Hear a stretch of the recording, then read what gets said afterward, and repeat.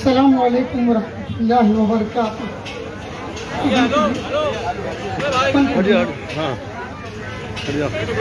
अस्सलाम वालेकुम वरहमतुल्लाहि वबरकातुहू। बंद कीजिए, नहीं बंद है। अल्हम्दुलिल्लाहिल्लज़ी वहदह व नसर अब्दह व अंजज़ वअदह। इसको थोड़ा घुमा दीजिए। व अंजज़ वअदह व हज़मल अहज़ाब वहदह। उसल्ली व उसल्लिम अला मन ला नबिय्य बअदह।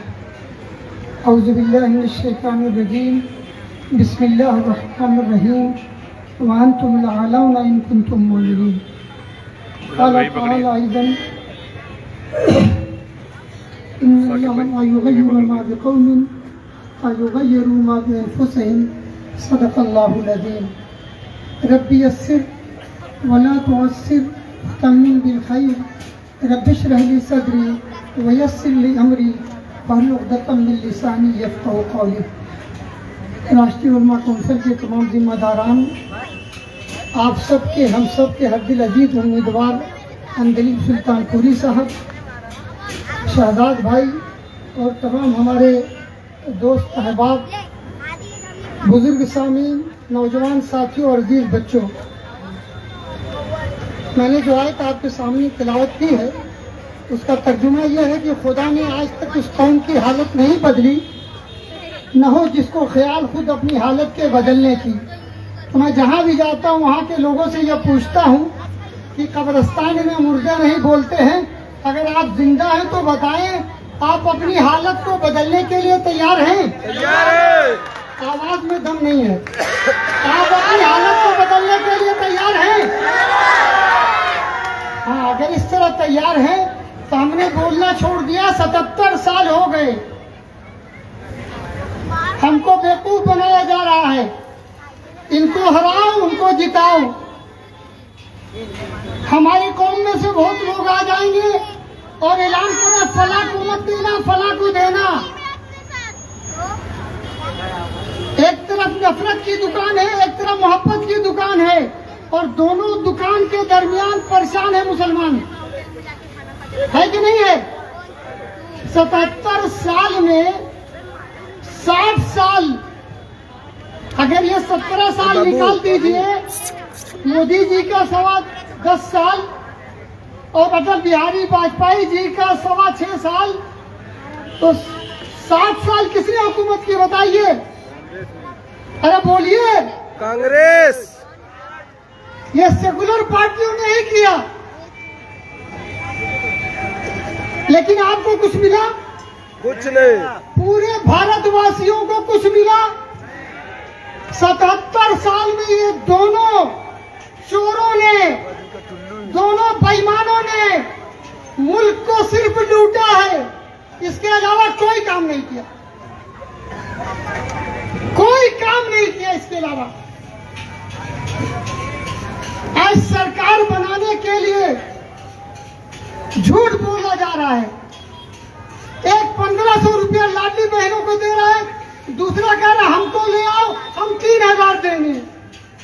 तो इन्होंने, इनके लिए सुन लीजिए, शायर ने बड़ी अच्छी बात कही है कि झूठों ने झूठों से कहा है सच बोलो। झूठों ने झूठों से कहा है सच बोलो। सरकारी ऐलान हुआ है सच बोलो। घर के अंदर ये सब नेता जितने हैं, घर के अंदर झूठों की एक मंडी है, दरवाजे पे लिखा हुआ है सच बोलो। घर के अंदर झूठों की एक मंडी है, दरवाजे पे लिखा हुआ है सच बोलो। और गुलदस्ते पे यकजहती लिख रखा है। गुलदस्ता समझिए, फूल जो गुलदस्ता आप देते हैं, कोई मेहमान आता है, बुके देते हैं, तो उस पर यकजहती यानी सबका साथ सबका विकास। और इन 10 सालों में सबका विनाश हो गया कि नहीं हो गया? नोटबंदी ने सबका विनाश कर दिया। छोटे व्यापारी मर गए कि नहीं मर गए? कोई बचा? सारे बड़े लोग बड़े होते जा रहे हैं, गरीब गरीब होता जा रहा है।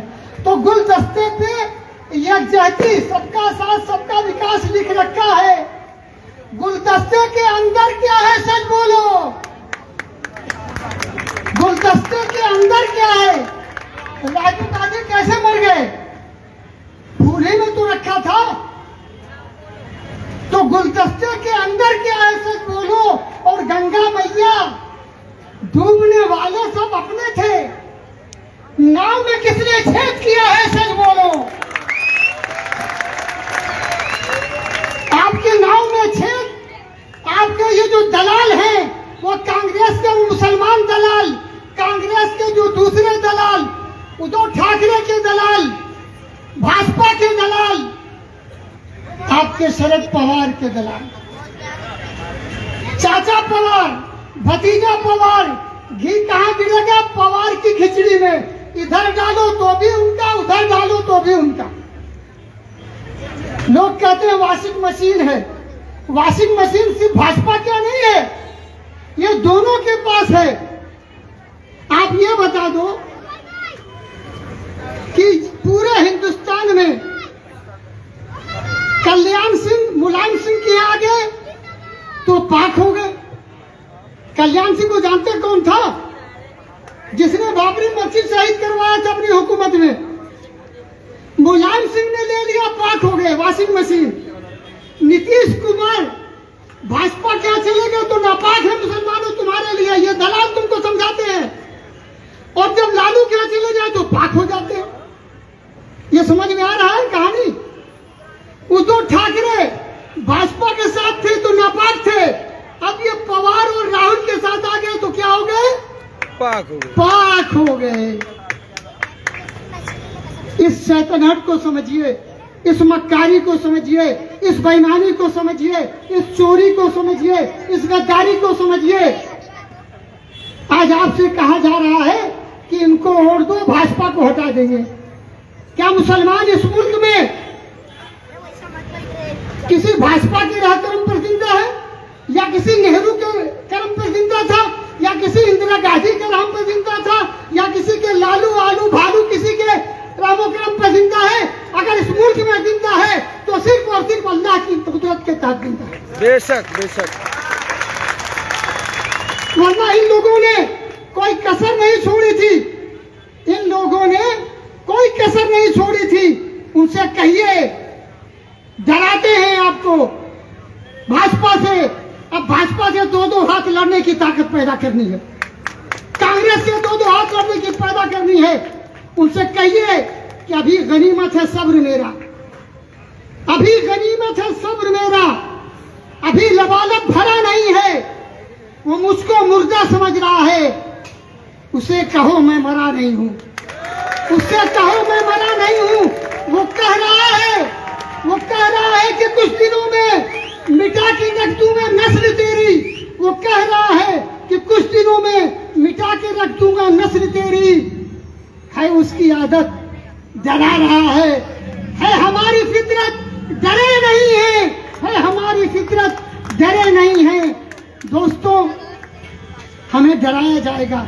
जो लोग हिंदू मुसलमानों को लड़ाना चाहते हैं उनसे कहिए कि हवेली झोपड़ी सबका मुकद्दर फूट जाएगा, हवेली झोपड़ी सबका मुकद्दर फूट जाएगा। अगर ये साथ हिंदू मुस्लिमों का छूट जाएगा, दुआ कीजिए कि हम में प्यार के रिश्ते रहे कायम। ये रिश्ते टूट जाएंगे तो भारत टूट जाएगा, ये रिश्ते टूट जाएंगे तो भारत टूट जाएगा। दोस्तों, गैर परों पर उड़ सकते हैं, हद से हद दीवारों तक, अंबर पर तो वही उड़ेंगे जिनके अपने पर होंगे। दोस्तों, वक्त खत्म है, हम लोग बहुत दूर से आ रहे हैं, देर हो गई। अब हम आखिरी बात अपनी क्या करके कि आपको 20 तारीख को उल्लुओं की सरकार है। पूरे मुल्क में उल्लू वीरान, चमन को वीरान कर रहे हैं। अंतलीब का मतलब होता है बुलबुल, और बुलबुल अगर वीराने में चली जाए तो उसको चमन बना देती है। इस बुलबुल को 20 तारीख को बल्ला निशान पे लगाएंगे और लगाएंगे, बटन दबाएंगे, लगाएंगे। ये नहीं पहुंच पाएंगे, ये नहीं पहुंच पाएंगे। आपको घर घर जाना है, जाएंगे, जाएंगे। एक एक आदमी वादा कीजिए हाथ उठा करके कि एक आदमी 10 वोट लाएगा, एक आदमी 10 वोट लाएगा। अगर आपने तय कर लिया तो 23 तारीख को आपका ये एमएलए होगा इंशाअल्लाह ताला। अल्लाह के भरोसे पे अगर मोदी जी के भेजे में जो दिमाग है, अगर उनके पास इतनी अकल है, दूसरे हुकूमतों के पास इतनी अकल है कि वो जो ईवीएम गड़बड़ कर लेते हैं, तो अल्लाह जिसने ये अकल बनाई है उस अकल का इस्तेमाल अल्लाह से ज्यादा कौन करवा सकता है। तो कहीं पर डालेंगे इनको मिलेगा। तो तूफानों से आंख मिलाओ, सैलाबों पे वार करो, अल्लाहों का चक्कर छोड़ो, पैर के जरिया पार करो, पैर के जरिया पार करो। बहुत बहुत शुक्रिया। अस्सलाम वालेकुम रहमतुल्लाह।